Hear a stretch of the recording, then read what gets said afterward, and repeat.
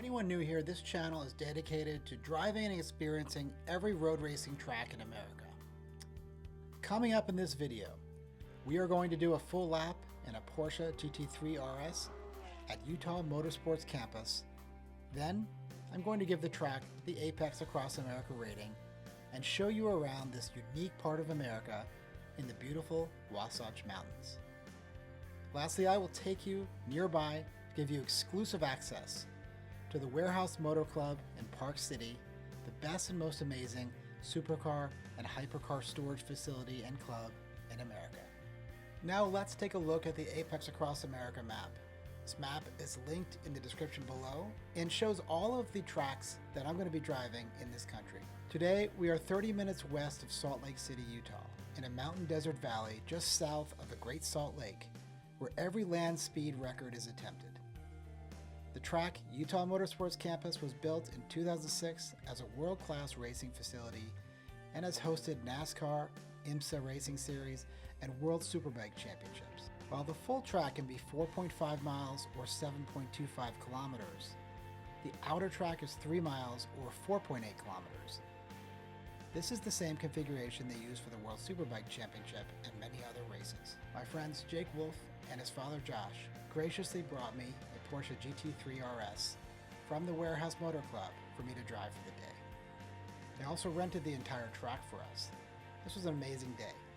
Now let me walk you through the lap at Utah Motorsports Complex in the Porsche GT3 RS. Alright, settling in here on the main straight and getting up to 142 miles per hour or 230 kilometers per hour.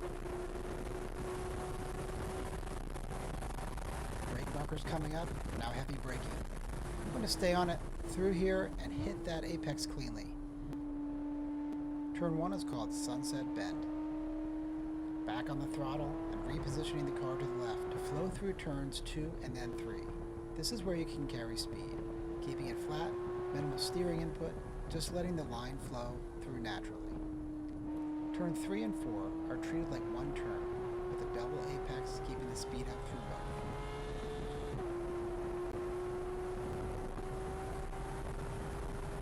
Heavy braking and then into turn 5 called Black Rock Hairpin, ignoring the next turn or kink in the track. Powering out and moving left to prepare for the next 180-degree turn, where you have to be patient with the throttle.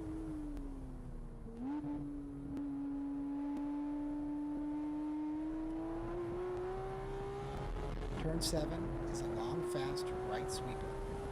A small breath on the brakes before entry, then you commit. The car's got good grip through here. Now the S's of turn 8, 9, and 10. You need to be smooth through here, hitting the apexes, using the curbing to straighten out the section. Now a short shoot into the turn called Tool Turn. This one is tricky. It's uphill on entry. I'm braking late, then fighting the off-camber change before unwinding and going flat out through the kink. The braking zone for turn 13 is on the curbing, and you dive into this turn, compromising turn 14 and taking it slowly.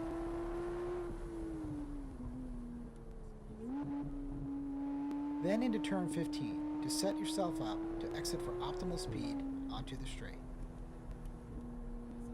The scream of the nearly 9,000 RPM engine of the GT-RS never gets old. And that wraps up a lap at Utah Motorsports Complex.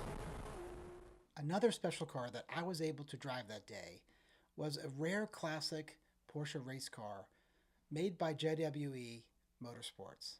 Now, I have to admit, it took me a while to cram myself into this car. I had an amazing time driving this car. Admittedly, I did crush the gears in second gear as I was pulling out of the pit road. I felt kind of bad about that.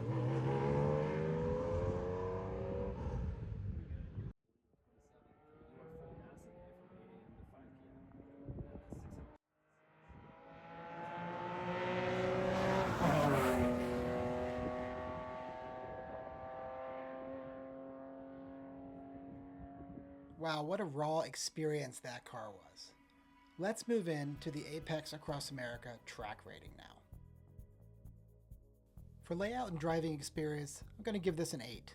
This track is a lot of fun to drive. It flows well with fast turns, nice visibility, and friendly curbing. The only downside to this track is that there really aren't any elevation changes. For safety, I'm going to give this a 9. There's plenty of runoff here on most corners, which give you the confidence to push it, although it is not so safe for large bugs out on the track.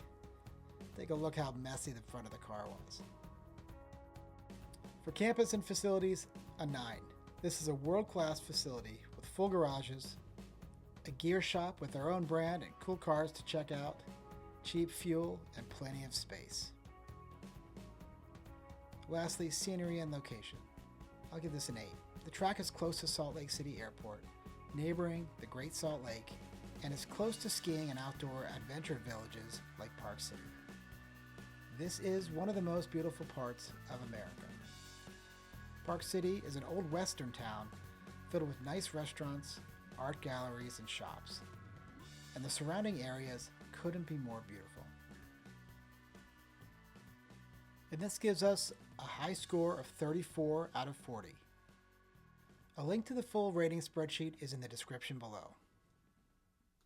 If you're coming out to Utah Motorsports Complex, there's a good chance you're already obsessed with cars like me. So now I want to give you special access to the Warehouse Motorclub on the outskirts of Park City. Jake Wolf has taken that obsession and built an entire clubhouse around it. This is the Warehouse Motorclub, and it's where the cars go when they're off the track. From the outside, it looks like a clean, modern industrial building. Inside, it's basically a gallery for internal combustion artwork. You've got around 80 plus spots for collector-grade cars and 24 motorcycle bays, all worth over $30 million. All under gallery lighting with lifts, battery tenders, and a spotless floor you could almost eat off of. But what makes the warehouse interesting isn't just that it's a safe place to park a Ferrari or a Bugatti. Upstairs is a full club level, bar and lounge spaces, a wine room, art on the walls, a Topgolf swing suite, racing simulators, balconies looking over the showroom, and a kitchen run by a Park City chef doing wood-fired, locally sourced food. Some of my favorite cars here include this Bugatti with its exposed carbon skin, an original Lamborghini Countach prototype that was actually the car in all of the posters on your wall, a Singer Porsche, and an original Carrera RS that came from the factory with a wooden floor. Next, a special Lamborghini Diablo SV. There are Ferraris of every color here.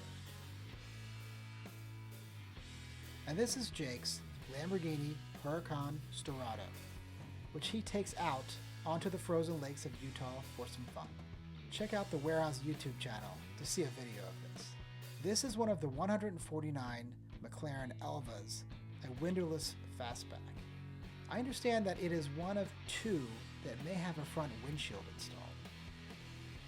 There are other cars here, like a Hoonigan rally car, and lastly, one of my favorites, a 928 Porsche.